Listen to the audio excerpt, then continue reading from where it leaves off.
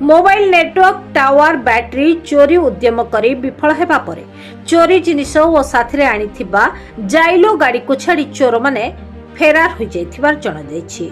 सूचना अनुसार विलंबित राति रे एक जाइलो गाड़ी रे किछि दुर्बृत्त माने आसी सिमुलिया थाना अंतर्गत बरी बाजार पाखरे थिबा मोबाइल नेटवर्क टावर रु बैटरी चोरी करने को उद्यम करुवा बेले बरी अंचल रे जने युवक मेडिकल रु निज पुओ को नहीं घर को फेरुवा बेले एक जाइलो गाड़ी छिड़ा होइथिबार देखि संदेह रे से किछि दूर को जाई अटकी रहिबा सहित चोरंकर गतिविधि को लक्ष्य करथिले एवं चोर माने टावर बैटरी चोरी करथिबारे तांकु संदेह होइथिला। तेणु उक्त युवक जनक संगे संगे सिमुलिया पुलिस को खबर देथिले। खबर पाई तुरंत सिमुलिया पुलिस पहुंचीथिबा बेले पुलिस गाड़ी को देखि चोर माने जाइलो गाड़ी को छाड़ी अंधार राति रे निज जोता काढ़ी दौड़ी फेरार हो जाइथिले। तेबे टावर रु किछि बैटरी काढ़ी गाड़ी भितर रखिथिबा देखबाकू मिलिथिला। खबर पाई सिमुलिया पुलिस सहित ग्रामवासी माने चोरंकु अनेक खोजाखोजी करथिले मध्य चोरंकु धरिबारे विफल होइथिले।